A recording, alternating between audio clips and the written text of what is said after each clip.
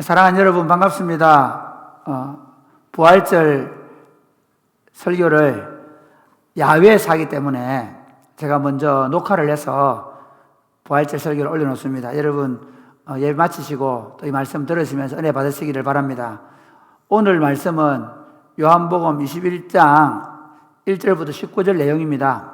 그런데 제가 오늘 15절부터 19절 말씀을 읽겠습니다. 그들이 조반 먹은 후에 예수께서 시몬 베드로에게 이르시되 요한의 아들 시몬아 네가 이 사람들보다 나를 더 사랑하느냐 하시니 이르되 주님 그러하나이다. 내가 주님을 사랑하는 줄을 주께서 아시나이다. 이르시되 내 어린 양을 먹이라 하시고 또 두 번째 이르시되 요한의 아들 시몬아 네가 나를 사랑하느냐 하시니 이르되 주님 그러하나이다. 내가 주님을 사랑하는 줄 주께서 아시나이다. 이르시되 내 양을 치라 하시고 세 번째 이르시되 요한의 아들 시몬아 네가 나를 사랑하느냐 하시니 주께서 세 번째 네가 나를 사랑하느냐 하심으로 베드로가 근심하여 이르되 주님 모든 것을 아시오매 내가 주님을 사랑하는 줄을 주님께서 아시나이다. 예수께서 이르시되 내 양을 먹이라. 내가 진실로 진실로 내게 이르노니 네가 젊어서는 스스로 띠뛰고 원하는 곳으로 다녔거니와 늙어서는 네 팔을 벌리리니 남이 내게 띠뛰우고 원하지 아니하는 곳으로 데려가리라. 이 말씀을 하심은 베드로가 어떠한 죽음으로 하나님께 영광을 돌릴 것을 가리키심이르라. 이 말씀을 하시고 베드로에게 이르시되 나를 따르라 하시니 아멘.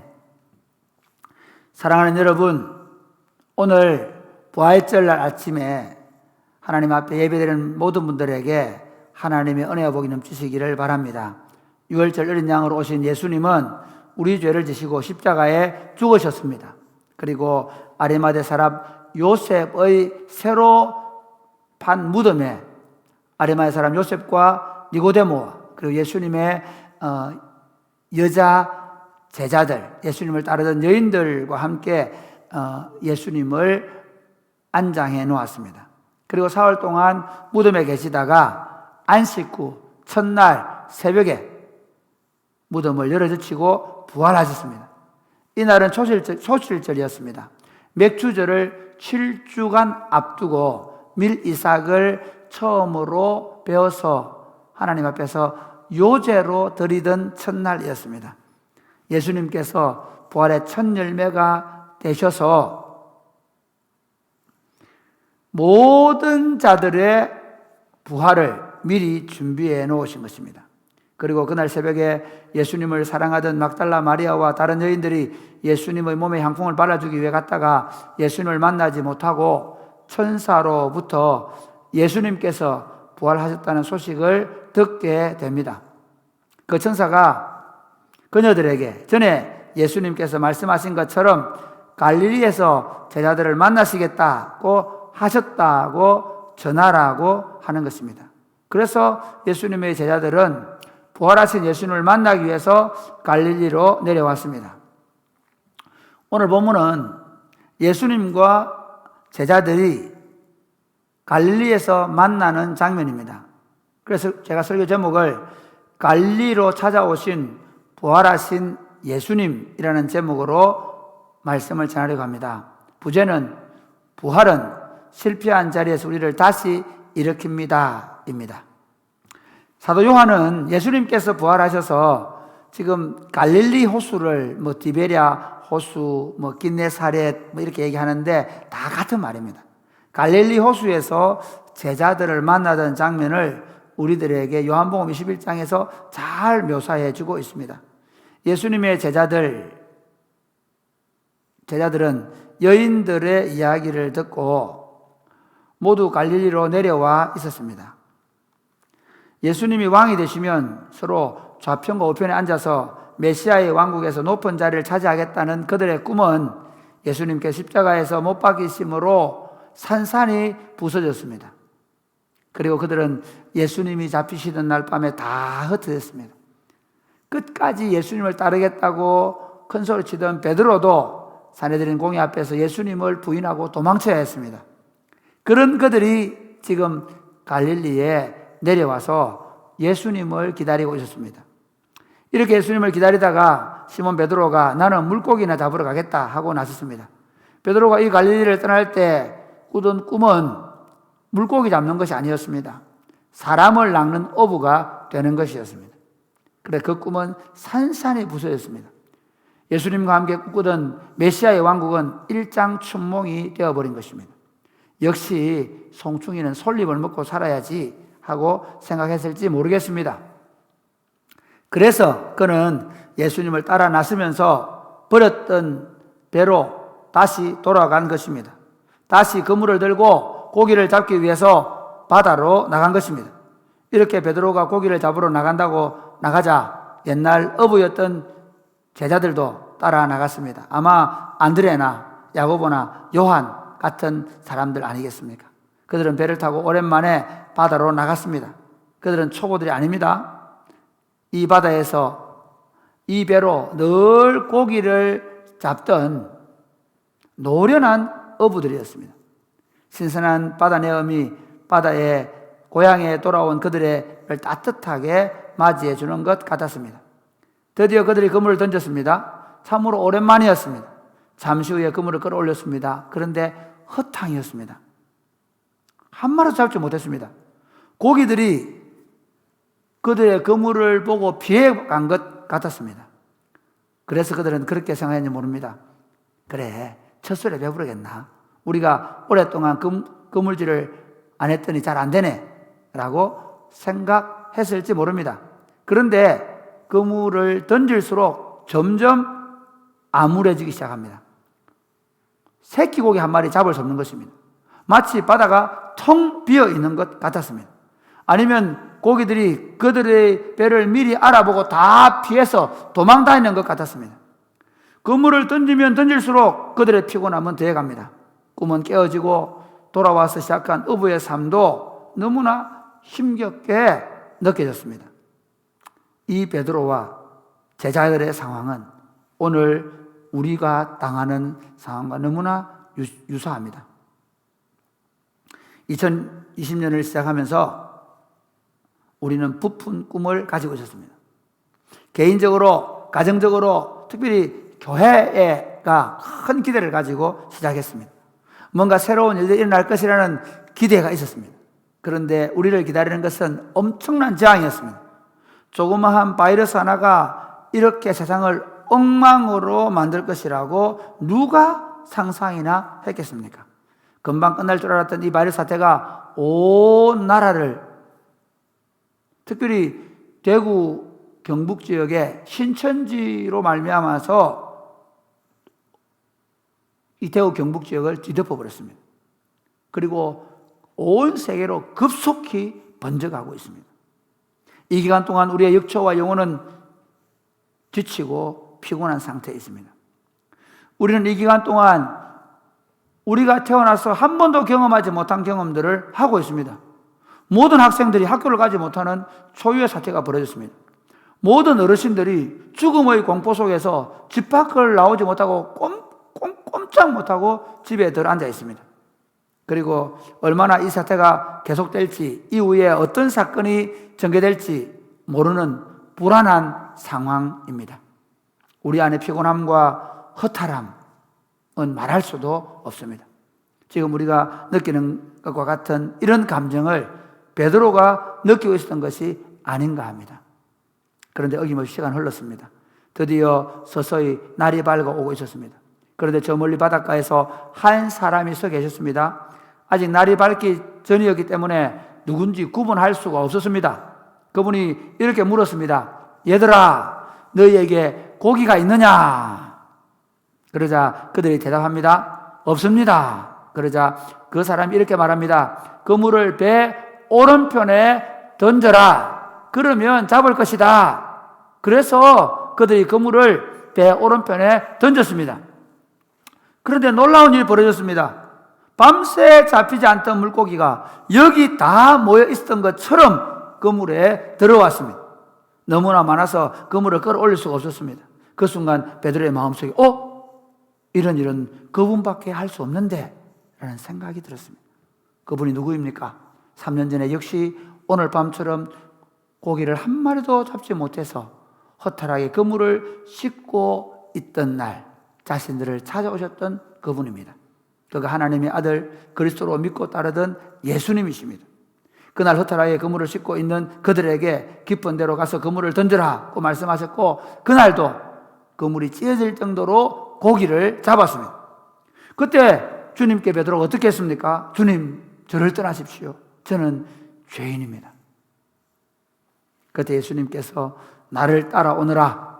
내가 너로 사람을 낚는 어부가 되게 하겠다라고 말씀하셔서 배와 그물을 버려두고 예수님을 따라서 3년 동안 다녔던 것입니다. 아마 이런 생각을 하고 있는 사람은 베드로만 아니었습니다. 그 옆에 있던 요한이 베드로에게 주님이시다 라고 말씀하는 것을 보면 알 수가 있습니다. 그 순간 베드로가 벗고 있던 겉옷을 두르고 바다로 뛰어내렸습니다. 다른 제자들은 작은 배를 타고 물고기에 든 그물을 끌고 육지로 올라왔습니다. 그런데 이미 주님께서 숯불을 피워 놓으시고 그 위에 생선을 구워 놓으시고 떡을 준비해 놓으셨습니다. 그리고 예수님께 제자들에게 지금 잡은 생선을 좀 가져오너라고 하셨습니다. 그러자 시몬 베드로가 육지에 올라와서 그물을 육지에 끌어올렸습니다. 그런데 그물에 고기가 가득 차서 153마리나 잡았습니다. 예수님께서 제자들에게 와서 조반을 먹으라고 하셨습니다. 제자들이 주님이신 줄 알았기 때문에 당신이 누구십니까? 라고 묻는 사람이 아무도 없었습니다. 예수님께 제자들에게 떡을 가져다가 주시고 생선도 그들에게 주셨습니다. 사랑하는 여러분, 밤새 고기를 잡지 못하고 추위와 배고픔의 시간을 보낸 제자들을 위해서 숯불을 피워 놓으시고 고기를 굽고 떡을 준비해 놓으신 예수님을 한번 생각해 보십시오. 이 사람들이 어떤 사람들입니까? 자신이 체포당하는 순간 다 도망쳤던 사람들입니다. 신문을 당하고 십자가의 길을 갈 때에 한 사람도 그의 곁에 있어주지 않는 비정하고 비겁한 사람들이었습니다. 베드로는 어땠습니까? 너희들이 다 나를 버릴 것이다 라고 할 때 끝까지 주님을 닦는다고, 감옥에도 죽는데도 따라가겠다고 하지 않았습니까? 그래서 주님께서 사내들인 공회로 끌려가서 밤새도록 신문을 당하고 모욕과 수치를 당할 때 이 일이 어떻게 될 것인가 하면서 사람들 사이에서 불을 쬐고 앉아서 사태의 추이를 지켜보고 있었습니다. 그런데 그때 여자중 한 사람이 이 사람이 그와 함께 다니는 사람이 아니냐 라고 말하면 가슴이 철렁했습니다. 나는 내가 무슨 말을 하는지 모르겠다 라고 부인했습니다. 조금 있다가 불빛 가운데 자세히 그를 본 다른 사람이 너 분명히 그 도장 맞다 라고 말하자 딱 잡아댑니다. 아니라고. 조금 더 있다가 누군가가 단언하면서 이 사람 관릴 사람 맞는데 이 사람 분명히 그 제자가 맞아 라고 말하자 저주하면서 예수님을 부인했습니다. 그런 사람이 베드로였습니다.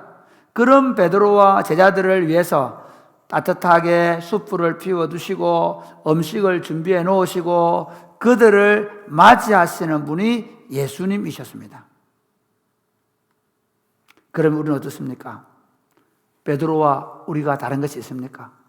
예수님께서 우리를 위하여 하늘 보좌를 버리고 이 땅에 오셨습니다. 그리고 우리 죄를 위하여 십자가에 죽으셨습니다. 그렇게 해서 우리의 죄가 용서함을 받아 구원을 받고 하나님의 자녀가 되는 권세를 주셨습니다. 그러면서 우리에게 의와 진리로 거룩함을 입고 의와 진리의 거룩함으로 새 사람을 입고 믿음으로 살 것을 말씀했습니다. 그런데 우리는 어떻게 지금까지 살아왔습니까? 예수 믿고 날마다 자기를 부인하고 자기 십자가를 지고 살았습니까? 이 세상을 사랑하지 말고 주님만 사랑하며 살라고 말씀하신 것을 순종하며 살았습니까? 자기를 비우고 종으로 섬기는 삶을 살아왔습니까? 예수를 믿기 때문에 가난하게 되는 것도 다른 사람에게 비난을 받는 것도 감수하며 살아오셨습니까? 우리는 그렇게 살지 않았습니다. 우리는 예수님도 믿고 이 세상과 이 세상에 있는 것들도 사랑하며 살았습니다. 예수님 때문에 손해보기보다 예수님의 이름을 이용해서 성공하고 번영하고자 했습니다. 다른 사람을 섬기려고 하기보다 오히려 내가 섬김을 받고 내가 높아지려고 했습니다. 그런 우리를 주님은 어떻게 대하십니까? 주님은 이렇게 말씀하십니다. 요한일서 1장 9절 말씀, 만일 우리가 우리 죄를 자백하면 그는 미쁘시고 의로우사 우리 죄를 사하시며 우리를 모든 불의에서 깨끗하게 하실 것이요. 언제든지 그분 앞에 나와서 우리 죄를 자백하기만 하면 우리를 용서하십니다. 어떤 모습으로 와도 주님께 나오면 우리를 받으시고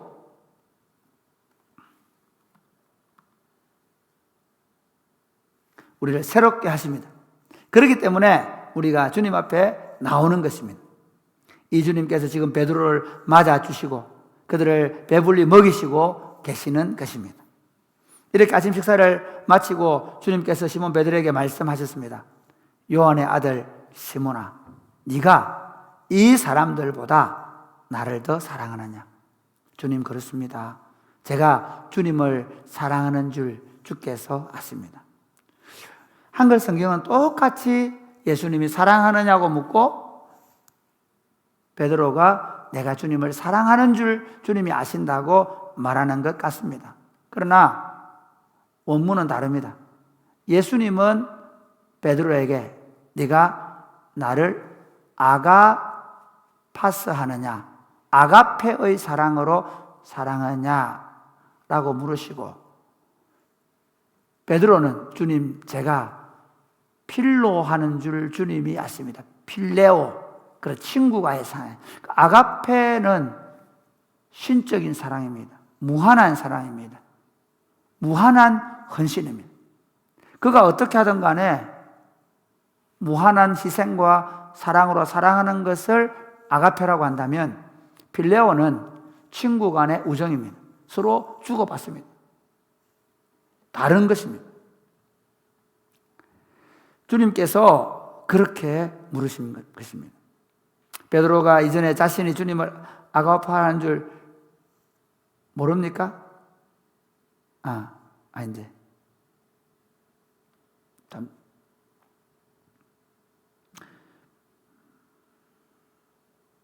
왜 예수님이 베드로에게 아가파오라고 물으실까요? 그것은 두 가지입니다. 첫째는 주님이 베드로를 그렇게 사랑하기 때문입니다. 그리고 두 번째는 베드로가 가진 사랑이 무엇인지를 정확하게 알게 하기 위해서입니다. 베드로는 이전에 자신이 주님을 아가파오 하는 줄 알았을지 모릅니다. 그래서 주님께서 모든 사람이 나를 버리게 될 것이라고 말할 때, 모든 사람이 주님을 버릴지라도 나는 버리지 않겠습니다. 주님과 함께 죽는 데까지 같이 갈 수 있습니다. 라고 말했습니다. 그런데 예수님이 잡히시는 날 밤에 모든 죄인들은 다 도망을 갔지만 베드로는 도망갈 수 없었습니다. 그래서 가야바의 뜰에서 대제사장들과 장로들로 구성된 사내들인 공회 앞에서 주님이 사형 언도를 받으실 때 그곳에서 예수님을 3번이나 부인했습니다. 심지어 마지막에는 저주하면서 부인했다고 말씀드렸습니다.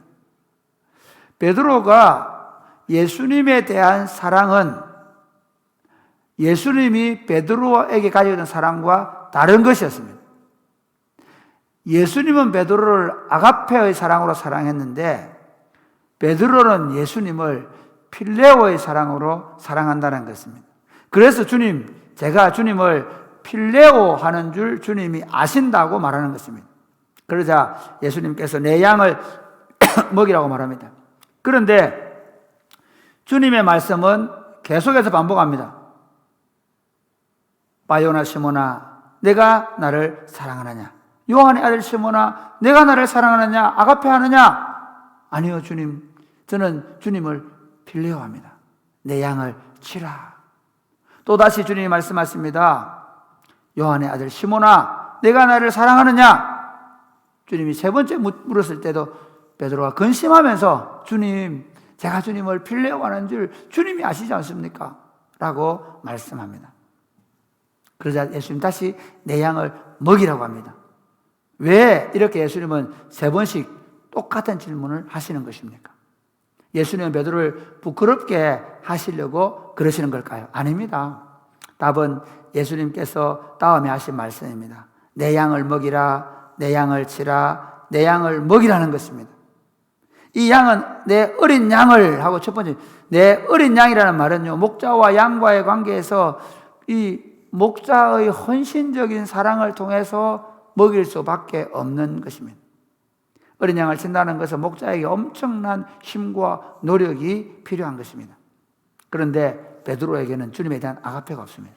주님에 대한 필레오뿐입니다. 그런데 그 주님에 대한 필레오를 가지고 주님의 양떼를 철하는 것입니다. 이 과정에서 베드로가 얼마나 연약한 자인지 아신다는 것입니다. 자신의 연약함을 가지고 있지만 그럼에도 불구하고 주님은 그 연약한 베드로에게 자신의 양떼를 맡기고 있는 것입니다. 3번이나 반복하신 것은 넘어지고 실패할지라도 끝까지 이 사명을 감당해 달라는 것입니다.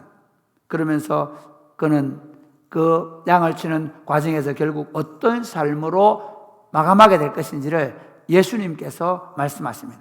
내가 진실로 진실로 내게 이른다. 내가 젊어서는 스스로 띠뛰고 원하는 곳으로 다녔는데 늙어서는 내 팔을 벌리게 될 것이다. 남이 내게 띠뛰고 원하지 아니하는 곳으로 데려갈 것이다. 이렇게 말씀하신 것은 베드로가 어떠한 죽음으로 하나님께 영광을 돌릴 것을 미리 예언하시는 것입니다. 그러면서 주님께서 베드로에게 마지막으로 나를 따르라고 하셨습니다. 사랑하는 여러분, 이것이 주님께서 베드로의 길을 말씀하신 것입니다. 전에 내려오는 이야기에 의하면 베드로는 로마에서 네로 황제의 치하에서 순교를 당했습니다. 쿠어바디스 도미네라는 영화를 보면 베드로가 순교 당하기 직전에 있었던 사건을 잘 설명하는 내용이 나옵니다. 로마 네로 황제가 기독교인들을 박해해서 더 이상 이제 로마에 있을 수가 없어서 베드로가 급하게 로마 시내를 빠져 도망쳐 나오는 장면이 나옵니다. 그런데 그 도망쳐 나오는 베드로 앞에 부활하신 예수님이 다가오고 계셨습니다. 주님, 어디로 가십니까? 네가 버리고 떠나오는 내 양떼를 돌보러 간다 하십니다. 베드로가 주님, 제가 가겠습니다. 그렇게 해서 그 밖에 가운데 있는 로마의 양떼에게로 가서 그 양떼를 돌보다가 십자가에 거꾸로 매달려 죽었다는 것입니다. 사랑하는 여러분, 우리는 어떻습니까? 우리는 주님을 아가페 할 수 있습니까? 아닙니다.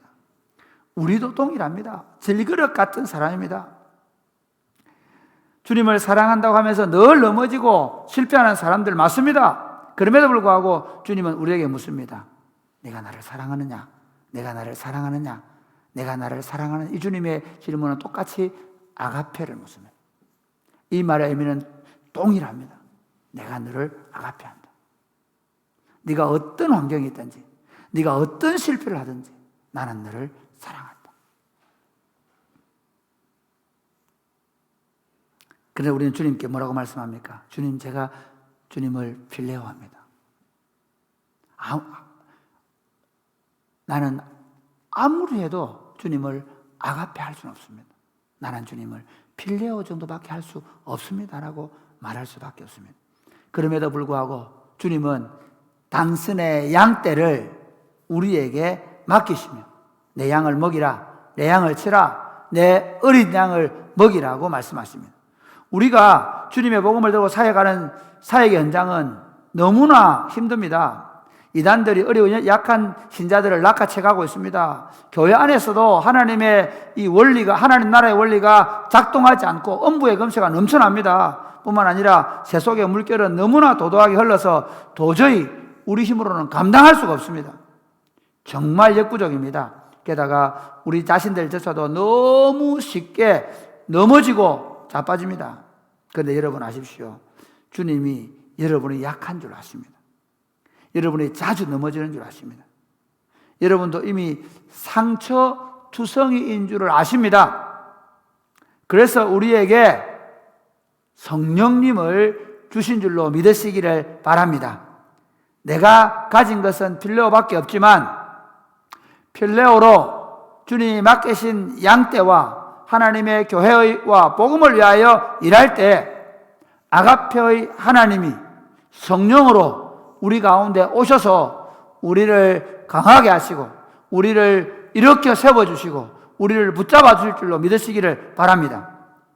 주님을 힘입어서 여러분의 어린 양떼를 치시며 하나님 나라를 세워갈 수 있게 되기를 주님의 이름으로 축복합니다. 사랑하는 여러분, 부활하셔서 낙심하고 실망하고 있는 제자들을 찾아오신 예수님께서 신종 코로나19 사태로 오랫동안 고통하고 있는 우리를 찾아오셨습니다. 우리 예수님은 부활하셔서 하늘과 땅의 주가 되셨습니다. 그리고 교회를 통해서 세상을 통치하고 계십니다. 그리고 그 부활의 능력으로 교회를 붙잡고 계십니다. 오랫동안 공포와 두려움 속에 살던 우리들, 앞으로 닥치게 될 여러 가지 일들에 대한 염려들, 이 모든 것들을 우리 예수님께 맡기시기를 바랍니다. 그리고 우리 모두가 부활의 능력으로 세상의 빛이 됩시다. 이 코로나 바이러스로 모든 사람들이 아우성입니다. 조주빈 사건 같은 더럽고 추악한 일들이 우리 사회를 뒤덮고 있습니다. 정치, 경제, 사회적으로 서로 나뉘어서 갈등과 분열은 극에 달했습니다. 그리고 앞으로 닥칠지 모르는 더 큰 경제적인 어려움으로 해서 두려움이 모든 사람 속에 가득 차 있습니다. 그러면서 감염병으로 인한 사회적 거리두기로 사람과 사람의 거리는 더욱 멀어져서 사람들의 마음이 너무나 멀리 느껴지는 것이 현실입니다. 이 어둠을 비추는 빛으로 교회가 부름을 받았습니다. 우리도 약하고 우리도 상처받고 우리도 두려움과 염려가 있고 실패가 있지만 이 부활절 예배를 통해서 부활하신 예수님을 만나고 세상에 나아가서 세상의 아픔과 상처를 싸매고 치유하는 그런 주님의 백성들 되시기를 주님의 이름으로 축복합니다. 남은 한 주간 동안 여러분의 삶 가운데 부활의 주님이 함께 하시기를 주님의 이름으로 축복합니다. 감사합니다.